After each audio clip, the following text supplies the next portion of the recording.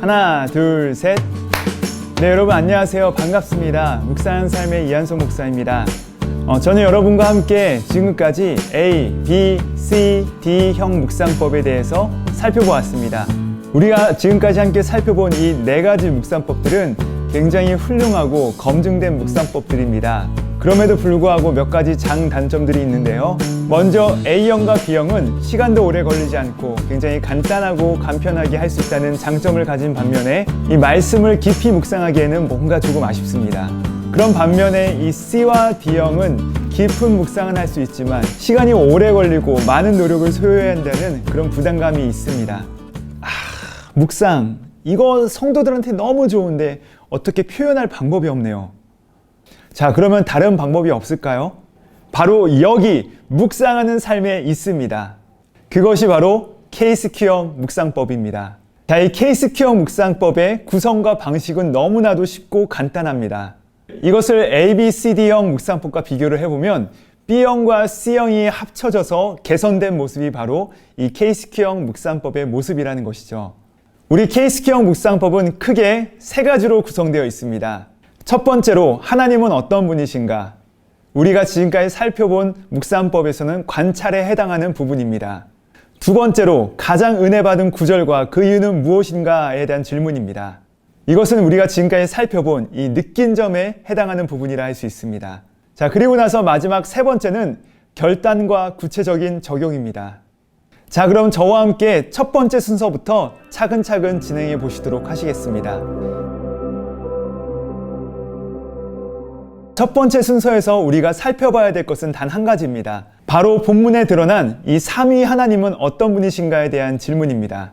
여러분, 성경은 누구에 관한 책이라고 생각하십니까? 우리가 성경을 읽어 나갈 때 우리의 초점을 인물에게 중심을 두게 되면 우리는 금세 실망하게 됩니다. 왜냐하면 성경의 인물들은 우리와 다를 바 없이 실패하고 낭망하고 좌절하고 쓰러지기 때문입니다. 하지만 우리의 초점을 옮겨서 하나님을 바라보게 된다면 하나님께서는 세상과 우리를 창조하시고 한 번 뜻을 정하신 것에 실패하지 않으시고 반드시 성취하시는 놀라운 하나님이시라는 것을 금세 발견할 수 있게 됩니다. 심지어 예수님께서도 성경을 일컬어 자신에 대하여 증거하는 것이다 라고 말씀하셨고요. 신약의 많은 제자들과 사도들이 주님의 복음을 들고 세상 가운데 나아가지만 결국 그들을 통해 역사하시는 분은 그 성령 하나님이심을 우리 가운데 보여줍니다. 이 성경은 하나님이 어떤 분이신가에 대한 이야기지 우리가 어떤 존재인가에 대한 얘기가 아니라는 것이죠. 그리하여 이 케이스큐형 묵상법의 첫 번째 부분인 이 관찰에서 우리는 하나님의 성품과 그분의 일하심을 발견함으로써 결국 우리는 그 놀라우신 하나님을 예배하는 마음과 자세로 나아가게 되는 것입니다. 그러므로 우리는 묵상을 통하여 성삼위 하나님은 누구신가에 대한 것과 또 그분께서 얼마나 역동적으로 일하시는가를 발견할 수 있습니다. 우리가 이 첫 번째 부분에서 하나님에 대해서 많이 발견할 수 있지만 한 3개나 4개 정도 하나님은 이런 분이십니다 라는 명제화된 문장을 만들어 주시고 나서 그 옆에다가 왜 그렇게 생각하시는지 본문으로부터 이유와 근거를 발견하셔서 적어주시면 되시겠습니다.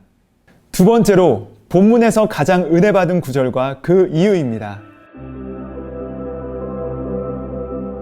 성경에는 정말 셀 수 없을 정도로 수많은 약속과 축복들이 가득가득 담겨져 있습니다. 하나님께서는 동일한 축복을 우리에게도 주시겠다라고 약속하셨습니다. 그러므로 이 케이스큐형의 두 번째 부분에서는 우리가 본문에 나와 있는 이 하나님의 약속과 축복을 아멘하여 내 것으로 취하는 시간입니다. 자, 방법은 간단합니다. 여러분께서 본문에서 약속으로 취할 그 말씀 한 구절을 선택하셔서 직접 손으로 그 말씀을 그대로 써보는 것입니다. 그리고 나서 왜 그 말씀이 오늘 나에게 약속과 축복이 되었는지에 대해서 그 이유들을 그 말씀 옆에다가 적어 보시는 것입니다. 우리 담임 목사님께서 설교 때 말씀하셨던 것처럼 우리가 일주일에 3번이나 4번만이라도 말씀을 가지고서 그 약속의 말씀을 붙든다면 어림잡아 1년에만 200개 이상의 말씀들을 우리의 약속의 말씀으로 취하는 것입니다. 그리고 그 약속의 말씀들은 해가 지날수록 더 많아질 것이며 결국 아름답게 우리의 삶을 인도해 주실 것입니다. 케이스큐형 묵상법의 마지막 3번째는 결단과 구체적인 적용입니다. 묵상은 지적 유의도 아니고 감정의 동요도 아닙니다.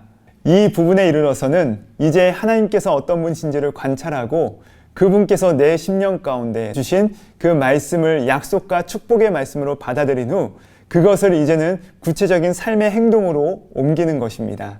작심삼일이란 말이 있듯이 우리 삶 가운데서 변화를 일으키는 것은 굉장히 어렵습니다. 참된 삶의 변화는 우리의 의지적인 노력이 아니라 하나님께서 말씀을 통해 우리 가운데 주시는 그 은혜와 사랑에 반응하여 우리의 삶을 헌신하고 우리 이웃들을 사랑하며 우리 삶의 변화 가운데로 나아가는 것입니다.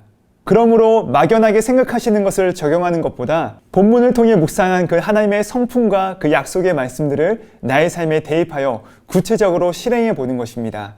이 결단과 적용에 관하여서는 이 C형 묵상법을 확인하시면 더 자세하게 알아보실 수가 있습니다.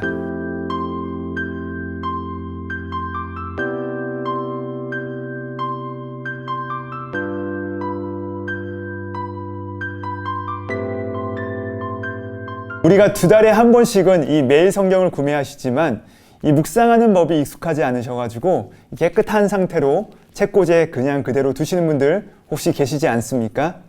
저도 사실은 그러나 이 K-스퀘어 묵상법은 쉽고 간편하지만 깊이 있게 하나님의 말씀을 묵상할 수 있는 아주 좋은 묵상법입니다. 우리가 평소에 드시는 커피 한두 잔 값이면 이 매일 성경을 구매하실 수 있습니다.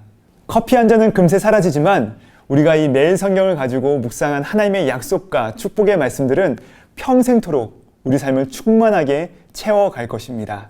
그러므로 이 K-스퀘어 묵상법을 통하여서 우리 모든 성도님들께서 이 매일 성경을 가지고 묵상하시고 하나님을 더 깊이 알아가시고 매일 우리에게 주시는 그 약속과 축복의 말씀들을 아멘으로 취하시고 그 말씀을 결단하시고 구체적으로 실천함으로써 우리 삶을 풍성하게 채우시는 그 하나님의 약속과 은혜를 체험하시고 세상을 변화시키며 나가시는 우리 사랑하는 K-스퀘어 성도님들 되시기를 주님의 이름으로 축복드립니다.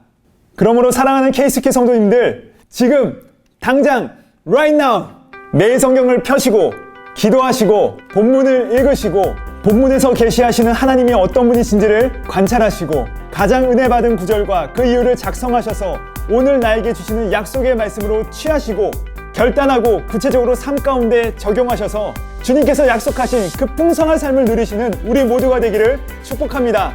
성도님들, 오늘도 묵상하세요. 저는 다음 주에 이 K-스퀘어 묵상법 실천편을 가지고서 여러분을 찾아뵙도록 하겠습니다.